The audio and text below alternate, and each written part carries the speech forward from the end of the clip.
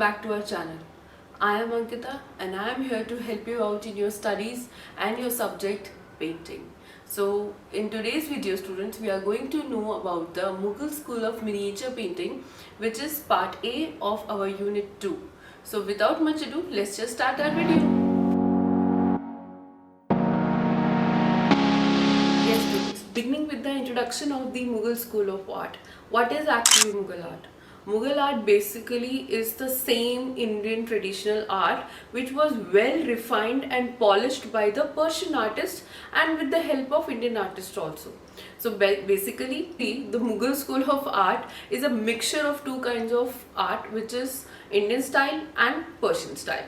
So what we took from Indian style, the subject matter is from India and the ornamentation and the border style is from Persia. By mixing these two styles, Mughals started or created a new style which is called the Mughal style of miniature painting. So yes students, talking about the Mughal school of painting, actually Mughal art is considered to be the landmark in our history of our painting. Under the patronage of Mughal rulers in Taimur dynasty, a new culture of painting developed in 15th century. They are actually from Bukhara and Samarkand.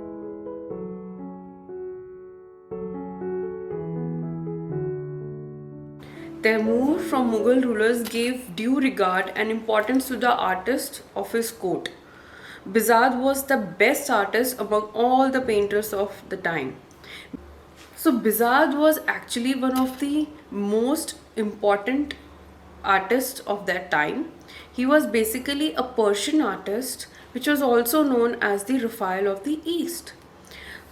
He was a great painter, he was a great court painter of Sultan Hussain Mirza. And after the death of the Sultan Hussain Mirza, he shifted to the court of the Safavid Shah Ismail. Bizad basically belonged to Taimur dynasty. Basically, Taimur dynasty was the origin of the Mughal period, and Babur was the first ruler of the Mughal dynasty in India. Babur was not only a brave soldier, he was a brave commander also.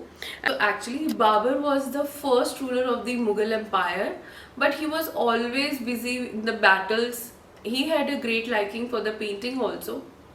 So after Humayun died, then came Akbar. He had a great interest in art and became emperor at very early age, at the age of 13. Emperor Akbar was keenly interested in art of painting and architecture as well as sculpture also. The Mughal school of time was basically reached its zenith during the Akbar period because of his love towards the art and architecture. So there were many manuscripts were painted during Akbar time. These are Ramza Nama and Ramayana, Akbar Nama, Ayar Danish, Changiz Nama, Zafar Nama, Taimur Nama, Babur Nama and others also.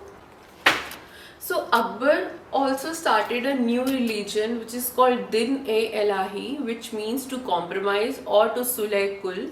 Because of this, his greatness and liberty, he also got very famous during his time and has done many great artworks. Then after Akbar, Jahangir, who was the son of Akbar, was a great lover of art and nature. Mughal miniatures reached a very high level of excellence in his period. So yes students, this is about the introduction, origin and development of the Mughal schools. Now let's just move towards the characteristics of the Mughal school of painting.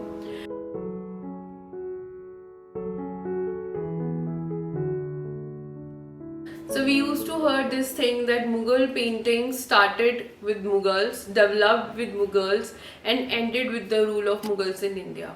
Number one is the profile faces. What kind of faces they have? They have the profile faces. Profile of the faces is the main characteristics of the Mughal school. Almost all the portraits are ek chashma, or you can say single-eyed profile. But some Iranian painting is also date chashma profiles, which means 1.5.